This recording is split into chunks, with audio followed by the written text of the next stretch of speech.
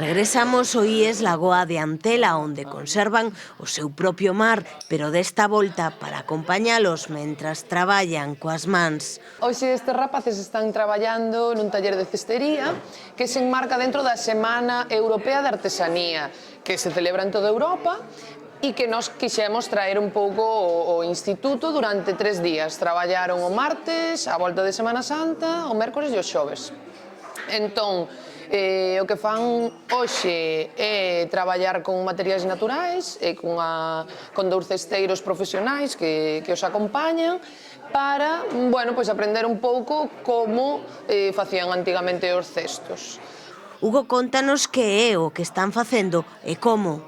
Unha bandexiña así para poñer potas ou de salvamanteles tamén, con salgueiro, e consiste simplemente en poñer aquí 2 barras bastante resistentes e ir metendo por arriba e por abaixo dentro dun aro tamén de salgueiro. Esta proposta vai acompañada doutra actividade que lles levou a afondar nas súas propias raíces. E, sobre todo, o alumnado de primeiro da ESO recolleu cestos na súa casa e o Departamento de Galego fixo como un estudio etnográfico onde, estuveron traballando de onde salían eses cestos, quen os facían, que material empregaban, que persoa da súa casa os fabricaba. E iso ligamos tamén un pouco co traballo de bioloxía, estudando cales son as plantas da nosa contorna que se empregan para os traballos de cestería, e xa no futuro o que queremos é que os rapaces fagan diferentes estructuras unha vez que xa aprenderon a traballar con estes materiais. E mentras uns traballan con bimbios e salgueiros, outros facíano manchando as mans de barro. Porque cando falamos de que tiñamos un forno novo, que íbamos a traballar en cerámica, que a idea de organizar un obradoiro e facer pezas, pois xa solo esa idea lles gustou moito. Pero despois, cando se dan conta que o que vamos facer é tornear e traballar no torno, a olería tradicional, pois como que chama máis a atención, porque eu creo que todos vimos ao mellor un vídeo en Instagram en algún lado, vimos esa maxia, non, de tocar o barro, subilo cas mans, e tiñan moita. E logo xa, digamos que a terceiro momento grande foi cando tocaron, non?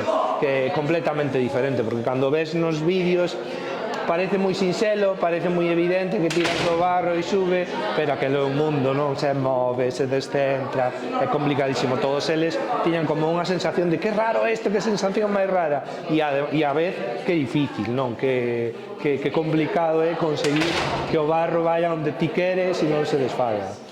Agora amósanos con certo orgullo todas estas pezas nas que antes houbo que traballar.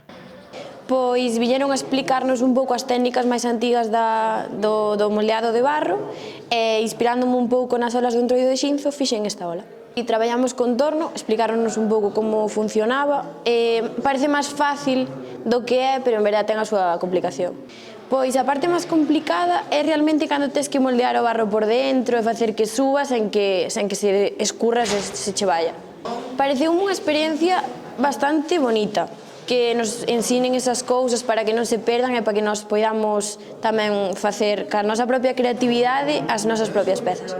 Primeiro fixemos cos tornos e tamén fixemos co barro frío.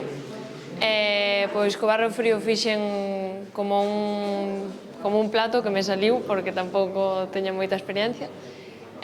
Co torno, pois fixen algo parecido a unha ola tamén, pero que non me saliu como esperaba, pero que nos axudou moito o señor que nos viu a enseñarnos isto. O co barro que traballamos acá era máis fácil de moldealo, e eu creo que era tamén por a axuda que nos daba o torno. Despois co barro frío era un barro máis rojo e... como se chamaba eso? Era barro catalán. Eso. Era máis difícil de moldear, pero era así como tipo textura en plastilina. Pois agora temos que esperar a que se seque e despois metémolo a un forno que temos na aula de plástica para que se coza. Todo isto forma parte dun proxecto moito máis amplo, no que de novo volveremos ver involucrados o alumnado.